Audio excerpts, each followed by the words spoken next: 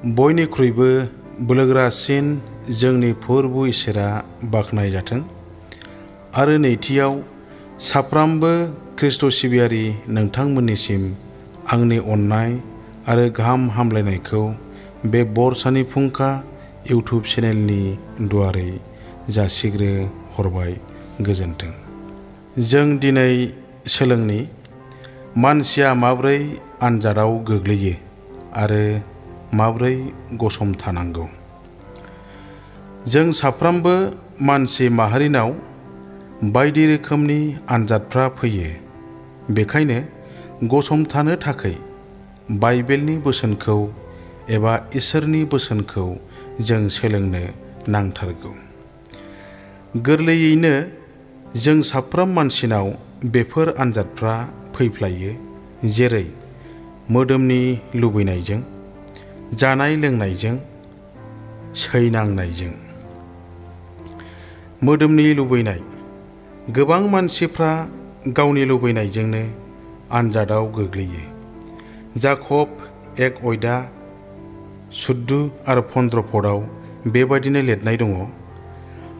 आन्थाय साफ्रामबो गावनि लुबैनायजों बोजायै बोजायै आरो बरायजायै बरायजायै आनजाद लाजायो। बिनिफ्राय लुबैनाया मोदोमाव थानानै पापखौ सारियो, नाथाय पापआ राजोबब्ला बियो थैनायखौ उजिहोयो।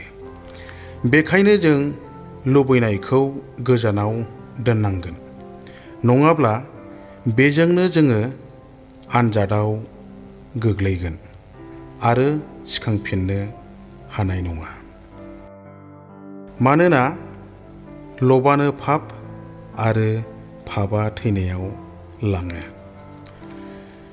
जानाय आरो लोंनाय। जोंनि शारीरिक जिबनाव थांना थानो थाखाय जायो आरो लोङो मानसि हिसाबै, नाथाय बे नङा। बेनि अनगायैबो गोबां जाग्लुंनाय मुवा बेसादफोरखौ मानसिया जायो, जेखौ जोङो जाथावा आरो लोंथावा, जेरै जौ, सिगारेट, थांखु आरो ड्राग्स। बायदि रोखोमनि निसा बेसाद। बेफोरखौ खृष्टियान धोरोम नीतियाव रायबथानाय दं। नाथाय बे जाग्लुंनाय लोंग्लुंनायावनो बांसिन मानसिफ्रा आनजादाव गोग्लैयो आरो निदान खैफोदफ्रा बिसोरनियाव फैयो। बाइबेलाव जों नायब्ला नुनो मोनो, जागायजेननायनि 3 अध्यायाव आदम हबायाबो बे जानायजोंनो आनजादाव गोग्लैदोंमोन आरो इसोरनिफ्राय गोजान जानांदोंमोन। आरो जेब्ला जिसुआ 40 दिन आरो 40 हर उदै बासिदोंमोन, अब्ला आनजाद लाग्रा सैताना बिनियाव थांदोंमोन आरो बियो जिसुखौ बुंदों, नोङो इसोरनि बिसा हौवाब्ला बे अन्थाइफोरखौ थोन, बेफोरो सिथावफोर जाथों। नाथाय जिसुआ बुंदों, लिरनाय दङ, मानसिया सिथावजोंल' थाङा, नाथाय इसोरनि खुगानिफ्राय ओंखारनाय फंफ्रोमबो बाथ्राजोंसो। बेबादिनो जिसुखौबो आनजादाव खोख्लैनो हास्थायदोंमोन सैताना जानायनि लब दिन्थिनानै। नाथाय जिसुखौ हायाखै आनजादाव खोख्लैनो। बेखायनो जोंबो गसंथानो नांथारगौ। खृष्टनियाव अनलायग्रा आंगो लोगोफोर, जोंबो जिसुनि साफा साफा चेलाफोर जानायखाय। सैनांनाय।